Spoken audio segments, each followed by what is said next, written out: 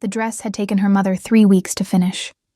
Lucy knew this because she had watched every stitch being sewn, in the dim light of their cottage, by a fire that barely kept the cold away, with thread that had been bought instead of bread. Her mother had said nothing about the sacrifice. She had simply pressed the finished gown into Lucy's hands the morning of the grand claiming, smoothed the fabric across her shoulders, and stepped back with eyes that carried something between hope and apology. The dress was cream-colored linen, simple by any noble standard, but embroidered along the neckline with tiny silver flowers that her mother had copied from a pattern found in a merchant's discarded cloth. It was the most beautiful thing Lucy had ever owned. It was the only beautiful thing she had ever owned. She wore it now as she walked the stone corridor toward the great hall of Clan Aldervane, her braid falling over one shoulder, her hands clasped in front of her to keep them from trembling. Around her, other women moved in clusters, daughters of merchants, daughters of lesser alphas, daughters of packmen with land and coin and names that mattered. They wore deep velvets, wolf fur trim, copper-threaded capes. They laughed easily. They belonged here in a way Lucy could feel she did not. But Cole had promised. That was the thought she kept returning to, pressing it like a thumb against a bruise to remind herself it was real. Cole Aldervane, second son of the Aldervane Alpha, had come to her father's house twice in the past moon cycle. He had stood in their low-ceilinged kitchen, too tall for the room, and told her that she would not enter the grand claiming alone.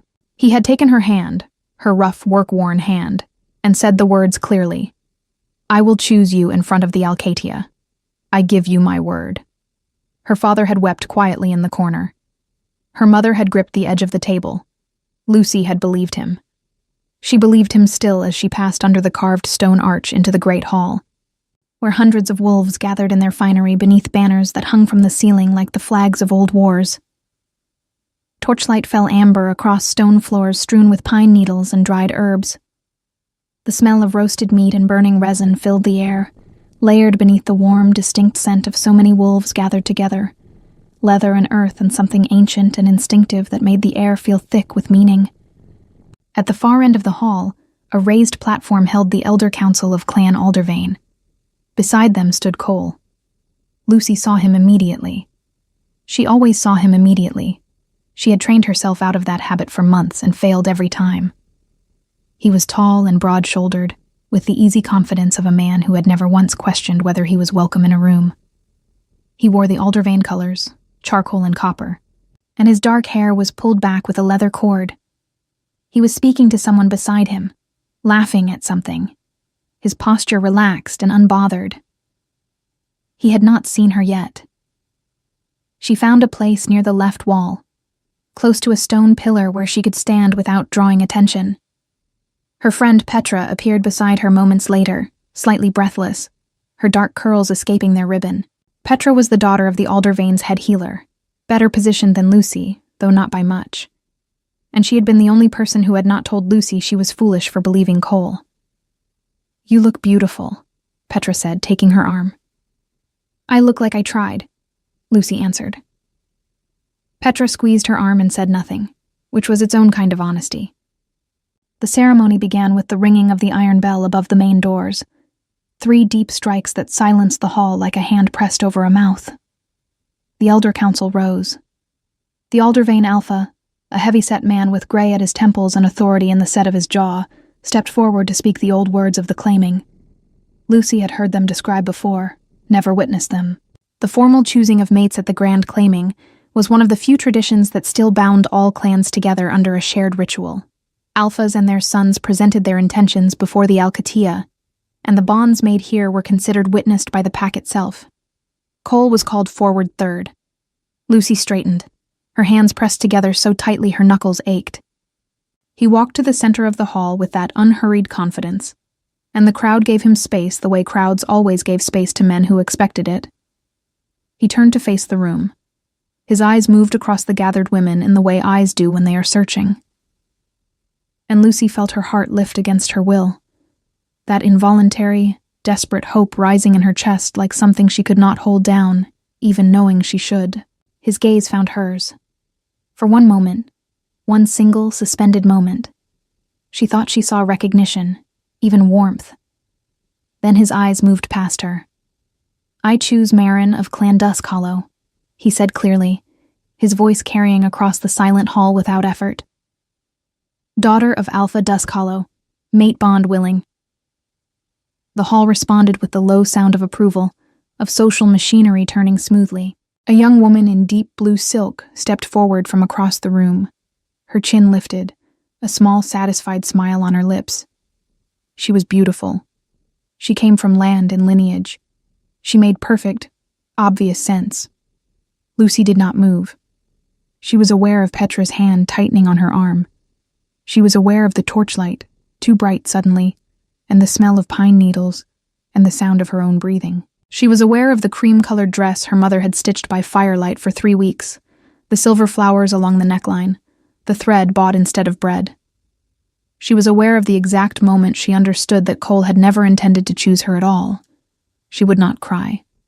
She had decided this before she had even walked through the door tonight, some protective part of her having always known that hope and certainty were different things. She would not cry, and she would not stand here against this pillar for 1 moment longer than she had to. "I need to leave," she said quietly to Petra. "Lucy." "I'm not running. I'm just leaving." She unclasped Petra's hand gently, deliberately, and stepped away from the pillar.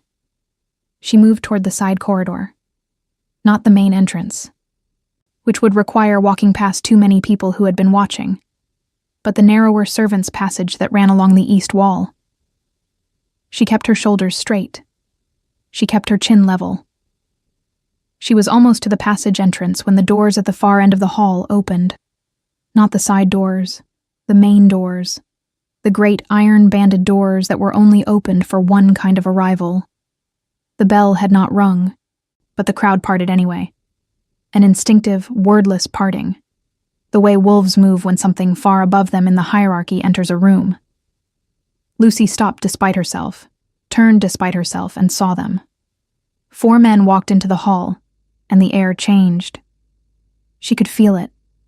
A shift in pressure, something ancient and undeniable. The way a storm front changes the smell of the air before a single drop falls. The 4 men wore no aldervane colors. They wore black and deep gray, with the wolf head crest of a house that Lucy recognized with a slow, cold recognition from the histories she had read as a child. The Royal Alcatia, the clan of Vile, the eldest house of wolves on the continent, rulers of the high seat, whose alpha had not attended a lesser clan's ceremony in living memory. 3 of the men she noticed in rapid succession, one with a sharp jaw and open amusement on his face, scanning the hall like a man at a market. One with copper-brown skin and an easy, dangerous smile that didn't quite reach his eyes. And one, slightly behind the others, with the stillness of someone who has learned that movement is unnecessary when presence is enough. That one she noticed last and longest. He was the tallest. His hair was dark, pulled back in heavy braids, and he wore leather armor crossed with buckled straps, a wolf fur mantle across his shoulders. There was a scar along his jaw, faint and old. His eyes were pale, startlingly pale, silver gray in the torchlight, and they moved across the room with the unhurried patience of a man who had never once needed to look twice at anything. Until they stopped. They stopped, and Lucy realized with a sensation like stepping off a ledge in the dark that they had stopped on her. Not on the women in velvet and wolf fur trim, not on the noble daughters with their copper-threaded capes. On her, in her cream-colored dress, with her work-worn hands and her single braid and her silver flower embroidery, standing alone beside a servant's passage with the careful, composed expression of a woman who had just been publicly unmade and refused to show it. The man with the easy smile leaned toward the one with the braids and said something. The one with the braids did not look away from Lucy. He did not respond. Petra appeared at Lucy's shoulder again, her breath short. "Lucy," she whispered. "That is King Leander of Vale." Lucy knew. She had already known. In the same way she had known the dress would not be enough, and the hope would not hold. Some part of her always knowing things, slightly too late to change them. What she did not know, could not yet know, was why the Alpha King of Vael was looking at her as though he had been waiting a long time to find her exactly here. The man with the sharp jaw was the first to move. He broke away from the group with the casual confidence of someone accustomed to walking into rooms and rearranging them simply by entering, and he came directly toward Lucy with a half-smile that managed to be both charming and slightly insufferable at the same time. He was younger than King Leander, or at least he wore his age more loosely, with light brown hair pushed back from his face and the kind of easy beauty that knew exactly what it was. "You're the only person in this hall who looks like she'd rather be somewhere else," he said, stopping in front of her with his arms folded and his head tilted. "I find that remarkable, given the company." Lucy looked at him steadily. "I was leaving. I noticed." He glanced briefly toward the center of the hall, where Cole still stood beside his chosen mate, receiving congratulations. Something crossed the young man's face. Not quite contempt, but close to it. "Aldervain's second son has poor judgment. It's a clan-wide affliction, honestly." "I don't know you," Lucy said. "Dorian of Vael." He offered it without ceremony, as if it were an ordinary name. "Third in the royal line, which means I have enough authority to be interesting and not enough responsibility to be boring. And you are Lucy of—" He paused, a flicker of something honest crossing his face.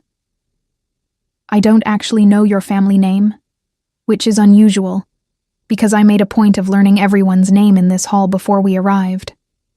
"Voss," she said. "Lucy Voss. My father is a wool merchant." "A wool merchant." Dorian repeated it without mockery, which surprised her. "And yet here you are." "And yet here I was," she corrected quietly. "As I said, I was leaving." "Dorian?" The voice came from behind him, and it was not loud. It did not need to be. It had the quality of certain sounds in nature. A low note that carries farther than it should, felt more in the chest than heard by the ear. Dorian straightened almost imperceptibly, then relaxed again in the deliberate way of a man reasserting his own ease after an involuntary response. King Leander of Vael stopped beside his brother and looked at Lucy, and Lucy made herself look back. Up close, he was even more difficult to read. The pale eyes were not cold exactly. They were precise, the way a blade is precise, calibrated rather than cruel. The scar along his jaw was older than it had appeared from across the room, a thin silver line that curved from below his left cheekbone toward his chin. He was still, in the way that very powerful things are still, not the stillness of someone suppressing movement, but the stillness of someone who has simply decided that the world can come to him. "Leave us," he said to Dorian, without looking at him. "I was just Dorian." His brother left with the speed of someone who had made peace with these moments long ago. The man with the copper-brown skin and the dangerous smile had drifted to a position along the wall, close enough to be present, far enough to give the appearance of distance. The fourth man of their party had moved toward the Aldervain elders and was speaking to them in low tones that were clearly not a request. The hall around Lucy and Leander continued its noise and ceremony, but a radius of awareness had formed around them, people noticing without looking, the way wolves always track a hierarchy they cannot openly acknowledge. "You were going to leave," Leander said. "Yes." "Through the servants' passage. It was the nearest exit." He was quiet for a moment. He looked at her the way she imagined he looked at maps, at letters, at anything that required understanding rather than simply seeing. It was not comfortable to be looked at that way. It was also, unexpectedly, not unkind. "I need to speak with your father," he said. Lucy felt something shift in her chest, not the warm shift of earlier hope, but something cooler and more complicated. "My father is a wool merchant. He has no standing with the high seat." "I'm aware of what your father is." "Then I don't understand what business—" "I know," he said simply. "You will." It was not a threat. She could not have explained why she was certain of that. Standing in a hall full of people who outranked her in every measurable way, speaking to a man whose word could reshape the lives of thousands. But she was certain. Whatever King Leander of Vale wanted with her father, it was not what she feared. That did not mean it was something she wanted. Petra found her again the moment Leander stepped away, moving toward the Aldervane Alpha with that same unhurried authority. Her friend took her arm and pulled her 2 steps sideways, her face a complicated mixture of alarm and fascination. "What did he say to you?" Petra whispered. "He wants to speak to my father." "Lucy." Petra's voice dropped even lower. "The King of Vale does not come to grand claimings. He has not left the high seat for a lesser clan's ceremony in... The elders are saying no one remembers the last time. He came here tonight, and the first thing he did was cross the hall toward you." "The first thing Dorian of Vale did was cross the hall toward me," Lucy corrected. The king followed. "That is not a meaningful distinction." Lucy looked across the room to where Leander now stood with the Aldervane Alpha. The older man's posture had changed completely. He was deferential in a way she had never seen him be with anyone, his broad shoulders rounded slightly forward, his head inclined. Whatever Leander was saying to him was being received as something between a request and an edict. Cole was watching from nearby with an expression she had never seen on his face before. It took her a moment to identify it. It was uncertainty. Cole Aldervane, who moved through every room as though it had been built for him, looked uncertain. She turned away from him before he could catch her looking. The ceremony continued around them. More names called, more bonds witnessed. The hall gradually warming with the ritual that had drawn every pack within 3 days' ride to this stone hall. Lucy remained beside her pillar, no longer trying to leave, not entirely sure why. Some instinct had shifted in her, the same protective instinct that had kept her composed through the humiliation of the claiming, now telling her that leaving before understanding what was happening would be a different kind of mistake. The Aldervane Alpha came to find her himself. She had never spoken to him directly in her life. He stopped before her with the discomfort of a man delivering a message he hadn't written and wasn't sure he understood. "Your presence is requested at the high table after the ceremony," he said, "and a messenger is being sent to your father's house tonight." Lucy kept her voice level. "May I ask on whose behalf?" The Alpha glanced across the room to where Leander stood in quiet conversation with his copper-skinned companion. "The King of Vale has expressed interest in a formal arrangement with your family." He paused, and she could see him choosing his next words carefully, a man navigating unfamiliar terrain. "He has asked that you remain until your father arrives." She said nothing. "I would take it as a personal courtesy," the Alpha added, with a weight that made clear it was not entirely a request. After he left, Petra pressed close again. "A formal arrangement," she repeated very quietly. "I heard him. Lucy, a formal arrangement means... I know what it means." Her voice was steady. Her hands were not. She pressed them together in front of her, that familiar gesture, and looked at the far end of the hall where torchlight played across old stone and Wolf Clan banners, and the carved faces of ancestors she did not belong to. A formal arrangement. The King of Vile wanted to make a formal arrangement with her family, with her father, the wool merchant, who had no land and no pack standing, and no daughter worth a second look from a man of Cole Aldervane's position, let alone the attention of the oldest royal house on the continent. The question was not only why. The question that settled in her chest like a stone in still water, sending its rings outward in all directions, was when.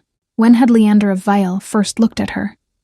Because the way he had crossed this hall tonight, with no surprise in his face, with no searching, with the focused certainty of a man arriving at a destination rather than discovering one, told her something that she could not yet form into words. He had not come to the grand claiming of Clan Aldervane tonight to witness bonds. He had come here knowing she would be here.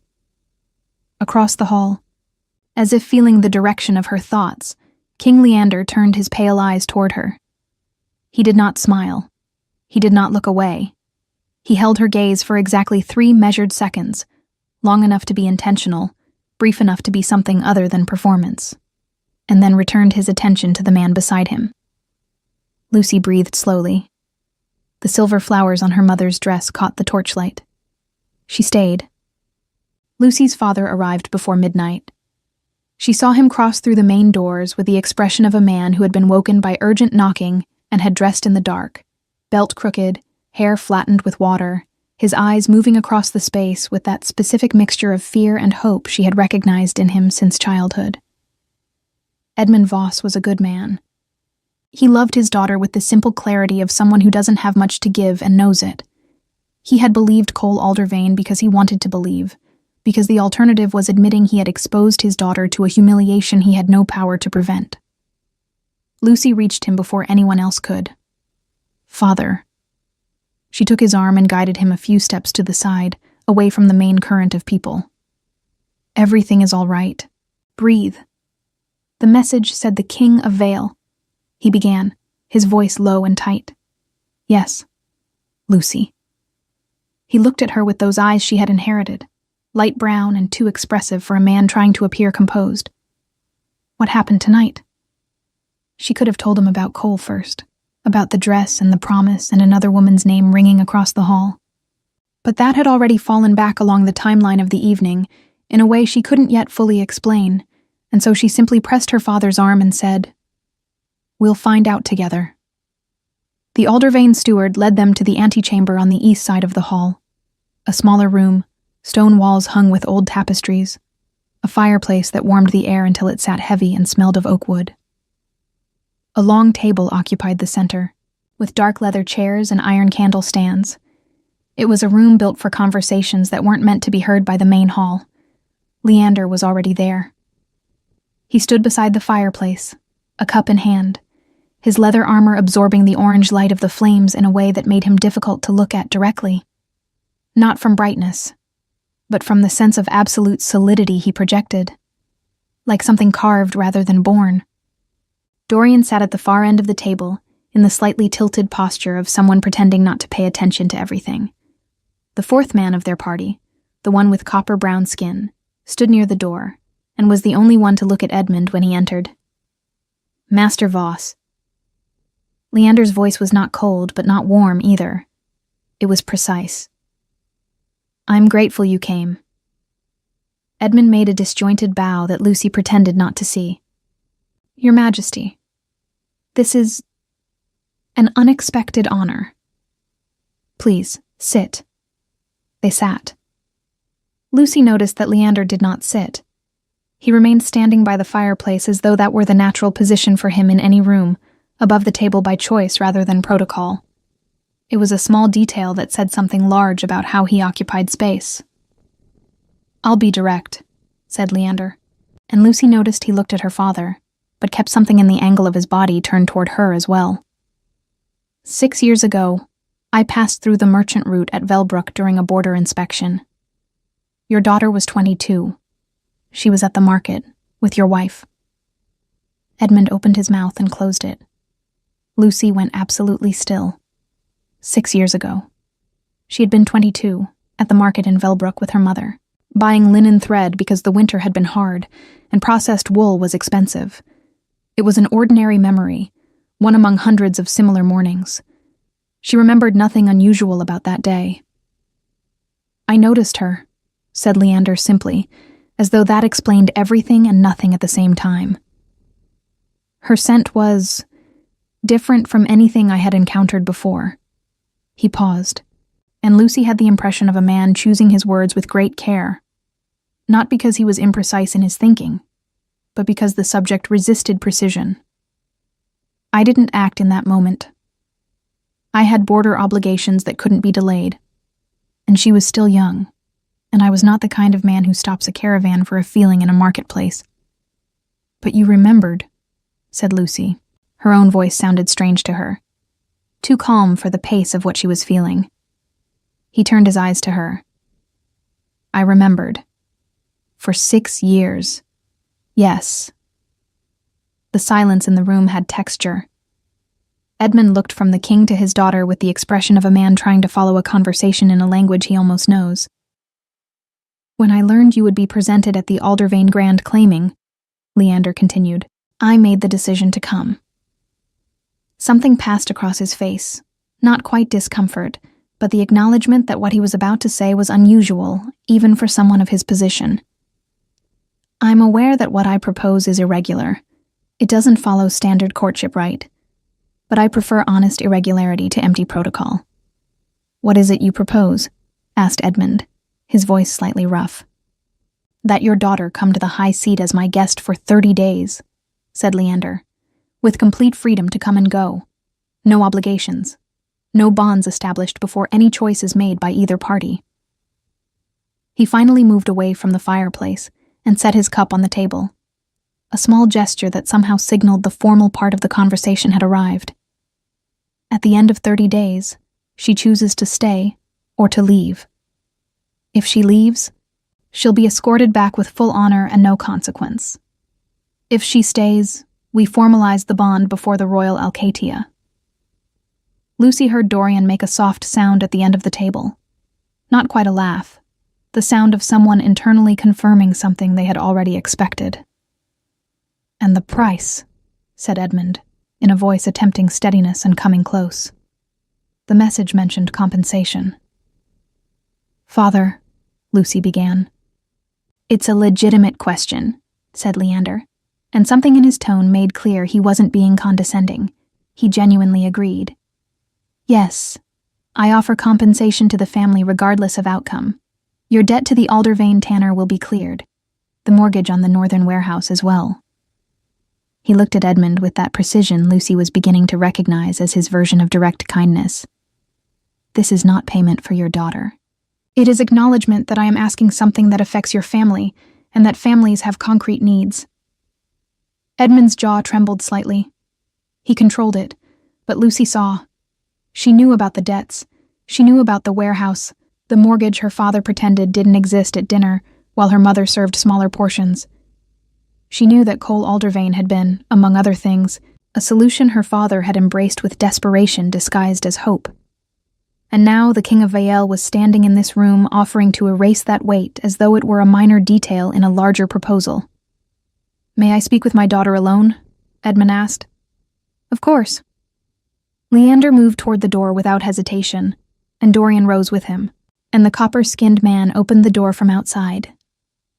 And then it was just Lucy and her father in the room with the smell of burning oak, and the iron candle stands, and the silence that remained when powerful people leave a space and take the pressure with them. Edmund looked at his daughter. Cole told me tonight, he said, very quietly, before I came in here. He intercepted me in the corridor and said he was sorry, that the Dusk Hollow family was a necessary alliance, that you... He stopped, closed his eyes for a moment. That you would understand. I understood, said Lucy. I understood the moment he said her name in the hall. Lucy. His voice broke slightly on the last consonant. I should have protected you from this. I believed him because I needed to. So did I, she said. That's not your fault. The king.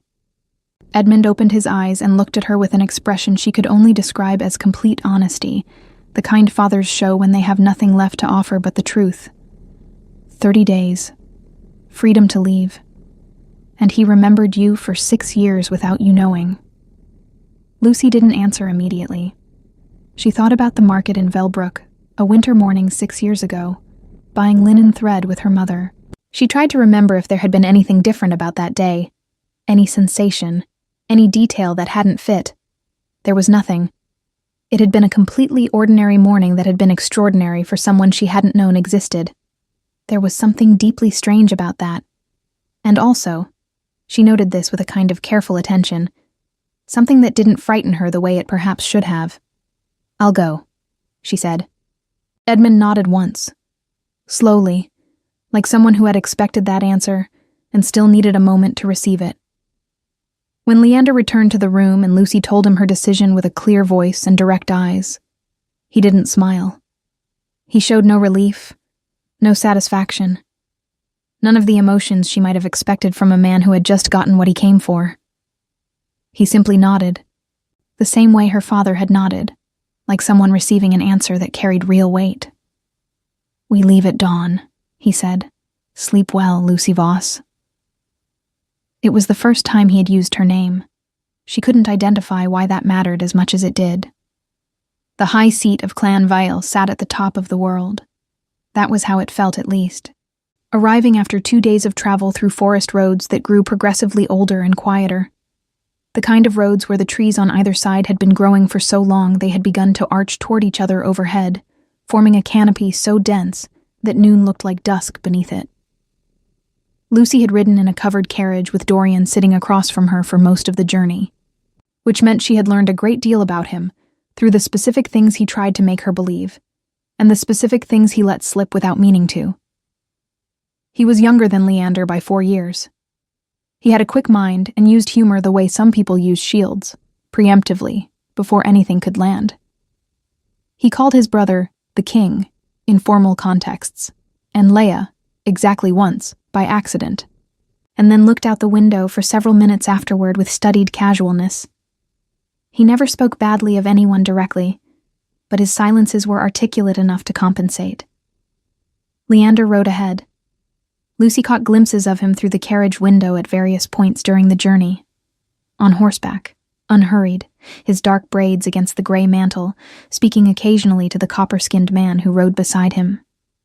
She learned from Dorian that this man was named Caspian, that he was Leander's second, and had been since they were young, and that he was the most dangerous person in any room he entered, despite the fact that he smiled more than the king did.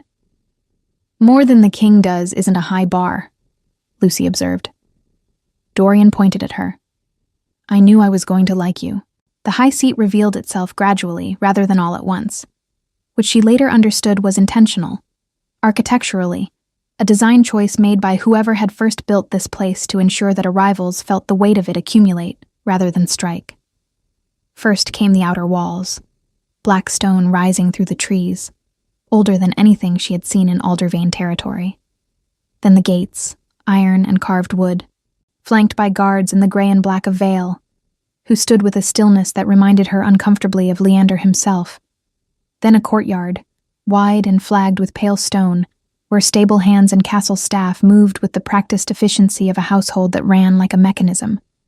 And then the castle itself, towers that rose against a sky streaked with the last copper light of evening, windows glowing amber from within, the smell of pine resin and cold stone, and something underneath it all that she recognized as the concentrated scent of a large, powerful pack. It pressed against her senses the way a hand presses against a door, not aggressively, but with unmistakable presence. She was shown to her rooms by a woman named Sable, who was the castle's head of household, and who communicated primarily through efficient gestures and single sentences. The rooms were larger than her family's entire cottage. There was a fireplace already burning, a copper tub behind a curtain, a window overlooking a courtyard garden where something grew in disciplined rows despite the late season. The bed had 4 posts and curtains the color of deep water. Is there anything you need tonight? Sable asked from the doorway. No, said Lucy. Then, yes. Is there a library? Something shifted almost imperceptibly in Sable's expression. Not quite approval, but its cousin. East Tower, 2nd and 3rd floors. I'll have someone show you in the morning. I can find it myself if you point me in the right direction. The almost approval solidified slightly. Sable gave her directions, clean and concise, and left. Lucy did not go to the library that night. She sat instead on the wide stone ledge of the window and looked out at the courtyard garden in the dark, listening to the sounds of the castle settling around her. Distant voices, the clang of something metallic from the direction of the kitchens, the low rhythmic sound of a pack at rest. It was not the silence of her family's cottage. It was a fuller quiet, the quiet of a place that held many lives and set them down at the end of the day. She thought about Cole. She was surprised to find that it didn't hurt the way it had in the hall. That particular pain had already changed shape into something flatter, more like the feeling of having misread a map than of having lost something irreplaceable. She had thought she loved him. She understood now that she had loved the idea of being chosen by someone who had other options. That was a lonelier thing to want, and more honest to admit. She thought about the dress, still folded in her traveling bag, and made a decision to write her mother in the morning. She thought about a market in Velbrook, 6 years ago, and a man on horseback she had never seen, watching her without her knowing, and carrying that knowledge forward through 6 years of silence. On the second day, Leander found her in the library. She had located it without difficulty.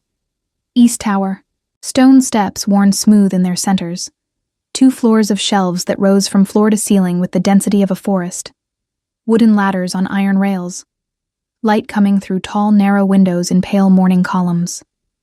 She had been there for 2 hours before anyone else arrived, sitting cross-legged on the floor between 2 shelves with a record of clan histories open across her knees, and she did not hear him come in because she was learning. He moved through spaces the way weather moved, present before announced. "You read the clan histories for pleasure?" he asked from the end of the aisle. She looked up without startling. "I read them to understand things. Whether that's pleasure depends on what I find."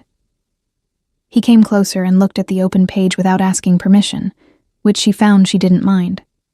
It was more honest than pretending he wasn't curious. "That's the Vael lineage record from the 3rd era," he said. "I noticed." She looked at the page. "Your family line has 3 gaps. 2 in the early centuries, and 1 about 200 years ago, where the record just stops for a generation and then resumes with a different branch. Do you know why?" He was quiet for a moment. He sat down, not on the floor, but on the bottom step of the nearest ladder, bringing himself to something closer to her level, which was a choice she noticed without commenting on. "The gap 200 years ago is because that generation produced no heirs from the main line," he said. "The Alpha died in the border wars, and his mate 3 months later. The line continued through a secondary branch, and the earlier gaps? Deliberately removed. By whom? By the Alpha of that era, about whom the histories say very little. Because he removed himself from them too, I assume," said Lucy. Something passed through Leander's pale eyes. Not quite surprise, but the particular attention of someone recalibrating. "Yes," he said. "That's the assumption most historians arrive at eventually." It didn't take very long. "No," he agreed. It didn't. The morning light moved across the floor between them. Somewhere below, the castle was fully awake. She could feel it in the building's vibration, the accumulated movement of its inhabitants beginning their day. Up here it was still and cool and smelled of old paper and the particular dry, cold scent of stone that has held books for a long time. "Why did you wait 6 years?" she asked. The question had been sitting in her since the antechamber at Aldervane, and she had decided somewhere on the road here that she would ask it directly when the moment allowed. "You said you had border obligations that day in Velbrook, but 6 years is not one delay." Leander looked at the library window for a moment. When he looked back at her, there was something in his face she hadn't seen there before. Not vulnerability exactly, but the absence of the careful precision he usually wore. "I came to find you twice," he said. "Once, 8 months after Velbrook, I sent scouts to Velbrook to locate your family. I learned your name. I learned your father's trade." A pause. "I learned that you were being courted by the second son of a respected family, and that your father considered the match promising." Lucy went very still. "I did not want to arrive as a disruption," he said. "You were not mine to disrupt. And the second time? 2 years ago, I came personally to Velbrook." His jaw shifted slightly. "You had already moved to Aldervane territory.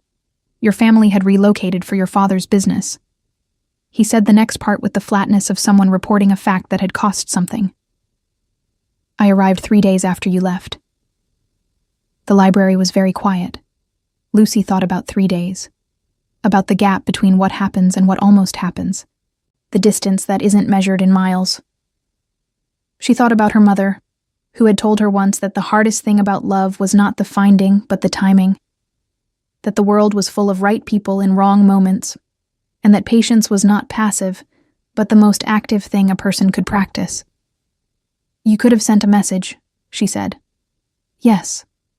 He did not offer an explanation for why he hadn't. He held her gaze and let the absence of explanation say what it needed to say.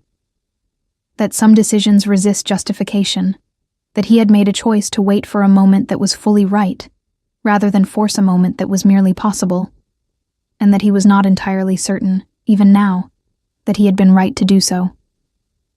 It was the most honest thing he had said to her yet. Outside the library window, the courtyard garden was sharper in the morning light, and Lucy could see now that what grew in those disciplined rows were not vegetables but winter herbs, things that survived cold by growing slowly and holding their strength close to the ground. She looked at the king of the oldest wolf house on the continent, sitting on the bottom step of a library ladder with old clan histories between them, and felt something in her chest shift into a new position. Not trust, not yet, but its foundations. "I have 28 days left," she said. "You do," he said. "Then I'm going to keep reading." She looked back down at the page. "You can stay if you want." He stayed. The 28 days did not pass the way Lucy had expected. She had prepared herself, somewhere on the road to the high seat, for a performance, for the curated version of a king's life presented to a woman he was trying to impress. Carefully arranged days full of grand gestures and orchestrated moments designed to make leaving feel impossible. She had prepared her resistance to exactly that, the way one prepares for a specific kind of weather, carrying the right coat before stepping outside. What she got instead was something she had no coat for. Leander did not perform. He simply continued to exist, in the same precise and unhurried way he had existed in the antechamber at Aldervane and in the library on the second morning, and he allowed her to observe that existence without managing what she saw. She was present at council meetings because she asked to be, and he said yes without hesitation. She sat at the long table in the war room and listened to disputes between lesser packs and watched him make decisions. Not quickly, never quickly, but with a completeness that meant he rarely had to revisit them. She asked questions afterward, in the library or in the corridor or once in the courtyard garden where he walked in the late evenings, and he answered them with the same directness he had shown from the beginning. Dorian orbited these exchanges with transparent delight, contributing commentary no one had requested. Caspian watched everything and said very little, and on the 9th day, told Lucy without preamble that she had good instincts, and that the king had been difficult to be around for 6 years, and that he personally hoped she would stay. Then he walked away before she could respond. What she was beginning to understand was simply how he concluded conversations. Petra's letter arrived on the 12th day, carried by a Voss family messenger, who had also brought a small package from Lucy's mother, dried winter herbs wrapped in cloth, the kind used for tea when the cold settled in the chest, and a note in her mother's handwriting that said only, "The silver flowers looked beautiful on you. Whatever you choose it fully." Lucy read the note 3 times and put it under her pillow. Petra's letter was longer and considerably more eventful. Cole Aldervane, it reported, had already begun to show the particular restlessness of a man who had made a practical choice and was discovering that practicality, without feeling, is simply arithmetic. His new mate was everything a political alliance required. The Aldervane Alpha was satisfied. Cole himself had been seen twice in the week since the grand claiming, standing in the outer courtyard of the hold in the early morning, looking at nothing specific, which Petra described with the precise language of someone who had been watching carefully and had conclusions she was too kind to state directly. Lucy folded the letter, put it with her mother's note, and found she felt nothing about Cole that resembled longing. What she felt was closer to clarity. The particular relief of understanding, finally, what something actually was, versus what she had needed it to be. On the 14th day, exactly halfway through her 30 days, something happened that she had not prepared for at all. She had gone to the castle's lower records room alone, following a question raised by the clan histories she had been reading. A reference to an old Viel lineage called the Ashveen line, which had appeared twice in marginal notations without explanation. The lower records room was colder than the library, less organized, with scrolls stacked in iron-banded cases, and the smell of old dust and something faintly metallic underneath. She had found 2 references to the Ashvine name, and was reaching for a 3rd scroll when she heard voices in the corridor outside. Leander's and another she didn't recognize, low and tense. She was not trying to listen. She stayed still out of the instinct of someone who has grown up in small spaces where sound carries, and interrupting important conversations is its own kind of damage. "The Aldervane delegation arrives in 4 days," said the unfamiliar voice.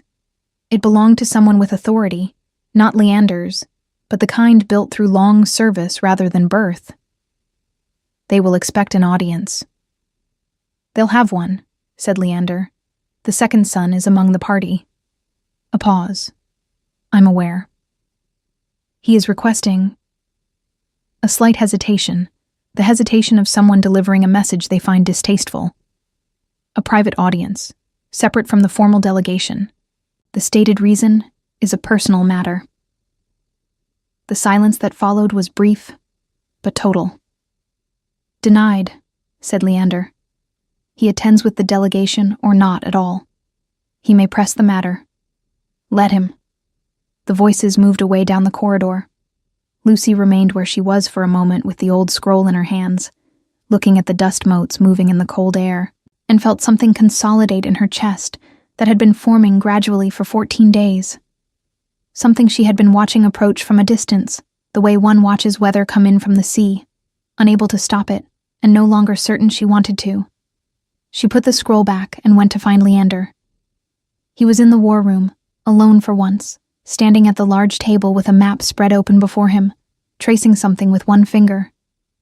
He looked up when she entered, and something in his face settled. The nearly invisible shift she had learned to recognize as the equivalent, in him, of what more expressive people did with their entire bodies. "The Aldervane delegation," she said from the doorway. "You heard. Enough." She came into the room and stood across the table from him. "You denied Cole a private audience." "Yes. Why tell me?" "I wasn't going to," he said. "But you came to find me, which suggests you already know what you want to say." Lucy looked at the map between them. She could see it was the northern border, old boundary lines in faded ink, with newer notations added over them in a darker hand. She thought about borders and boundaries, and the lines that held things apart, or held things together depending on which side of them you stood on. "I was in that records room looking for information about the Ashvane line," she said. Something changed in his face. Not alarm, Leander did not do alarm, but a heightened quality of attention, like a flame given more air. "I found 3 marginal references and no explanation," she continued. "But the notations appear in records from the same era as the gap in your lineage 200 years ago. And the handwriting in the margins is different from the main record. Someone added those references later and didn't sign them." She paused. "I think the Ashvane line is the secondary branch your lineage continued through. I think someone recorded it quietly because the official record had been sealed." Leander was very still. "The Ashvane name," he said after a moment, "appears in one other place." He moved around the table, not quickly, but with the kind of directness that meant he had made a decision before the movement began, and opened a drawer set into the table's side that she hadn't noticed. He took out a small document, old and handled at the edges, and laid it flat on the map. Lucy looked at it. It was a lineage record, handwritten, short, only 3 generations. At the top, the Ashvane name. At the bottom, a name she didn't recognize. A woman's name, with a date of birth and a notation beside it in the same marginal hand she had seen in the records room. Bloodline intact. Scent preserved. Status unknown. She read it twice. The third time her eyes caught the family name beside the woman's given name, and the room tilted slightly. The family name was Voss. She looked up at Leander. "My grandmother," she said. It was not a question. The pieces had arranged themselves with the silent speed of things that had always been true. "Your grandmother," he confirmed. "Maren Voss, born to the Ashvane secondary line, who left the Pack territories at 20 years old and married a merchant in Velbrook, and never told anyone what she came from." He held her gaze. "I found this 3 years ago, after I missed you in Velbrook by 3 days. I had someone trace the Voss family line." A pause that held significant weight. "What I noticed in that market in Velbrook was not random, Lucy. Your scent carries the Ashvine signature. It's one of the oldest bloodlines in wolf history. It's been dormant in your family for 2 generations. Lucy sat down in the nearest chair, not from weakness, from the need to be in contact with something solid, while she reordered what she understood about herself. She thought about her grandmother, whom she had known as an old woman with quick eyes and a habit of silence and hands that were always warm. She had died when Lucy was 12. She had never spoken about her family, her origins, her life before the merchant she had married. Lucy had always assumed there was simply nothing to tell. She knew, Lucy said. Almost certainly. And she chose to leave it behind. She chose to live outside it, said Leander. That's different. He came around the table and sat in the chair beside her, not across, beside. And when he spoke again, his voice had lost the last of its formal precision and become something quieter. She had that right. So do you. This changes nothing about the 30 days or the choice at the end of them. I'm not telling you this to press your decision. I'm telling you because you found it yourself, and you deserve to have the rest. Lucy looked at the small document on the map, her grandmother's name at the bottom of a lineage she had never known she carried.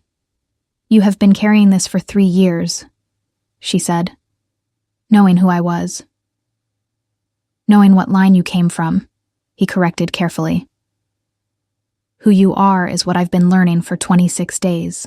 The courtyard garden was visible through the war room's narrow window, the winter herbs in their disciplined rows, growing slowly in the cold. The Aldervane delegation arrived 4 days later. Cole was among them, as promised, older looking than she remembered, though it had only been a month, with something careful and rehearsed in his posture that she recognized as a man who had prepared what he was going to say and was discovering that preparation and readiness were different things. He saw her in the main hall during the formal reception, standing beside Caspian, and the prepared expression faltered. She did not help him recover it. The audience was brief.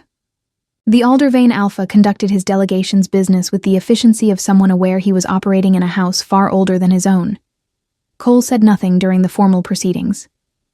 Afterward, in the corridor, he came to stand before her for a moment, with the look of a man who has finally correctly read a map, but arrived too late to change the route. Lucy, he said. Cole, she said. That was all. There was nothing cruel in it, and nothing forgiving either. There was simply nothing unfinished, and they both felt it. He left with the delegation the next morning. On the 30th day, Leander came to the library where she had been since early morning, the clan histories stacked around her. The Ashvane document copied in her own hand into a smaller notebook she had asked Sable for and received without question. He stood at the end of the aisle. She looked up at him. I'm not leaving, she said. Something moved through his face, all the way through it, fully, the way weather moves across open ground with nothing to obstruct it. It was brief, and it was complete, and it was the most unguarded she had ever seen him. He crossed the distance between them in the way he did everything, deliberately, without hurry. And when he stopped before her, he raised one hand and touched the side of her face, with a care that felt like the physical form of everything he had said, and not said across 30 days and 6 years. I have something for you, he said. He placed in her hands a small thing, a length of ribbon, old and silver gray, worn soft with age. She recognized it without being told, the same color as the Ashvine record notations, the same silver gray as the mantle his house wore. It was your grandmother's, he said. She left it in the pack records when she left. I don't know if she meant it as goodbye or as a marker, but it belongs to her line. Lucy held the ribbon in both hands and felt, for the first time since the evening, she had stood in a cream-colored dress against a stone pillar waiting for a man who would not choose her, that she was entirely in the right place.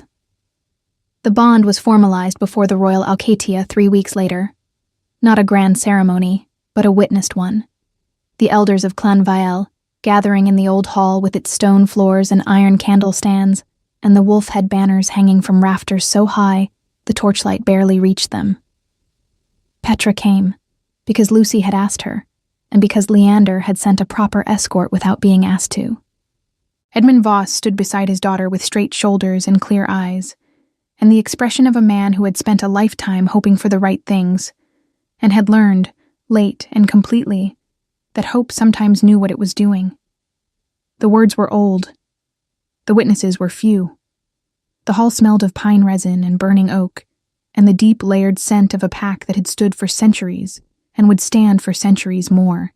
When it was done, Dorian started clapping before the elder had finished speaking, and Caspian put a hand over his eyes. Lucy laughed. A real laugh, sudden and unguarded, the kind that surprises the person laughing most of all. Leander looked at her the way she had begun to understand he looked at things he found rare and worth keeping, with the full weight of his attention and no performance attached to it. Her grandmother had walked away from this bloodline at 20 years old and built a quiet life with warm hands and quick eyes and a silence that had held its secret gently for decades. Lucy did not judge that choice. She understood it even. The weight of old names and old lines. The appeal of an ordinary morning buying linen thread in a winter market. But she also understood that she was not her grandmother. She was Lucy Voss of the Ashvane line, mate of the King of Vale, standing in a hall that was now also her home, holding a silver-gray ribbon that connected one woman's quiet exit to another woman's full arrival. The story that had begun with a cream-colored dress and a broken promise ended here, not with rescue, but with recognition.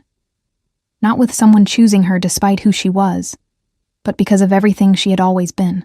The torches burned long into the night, and the pack was at rest, and it was enough. It was more than enough.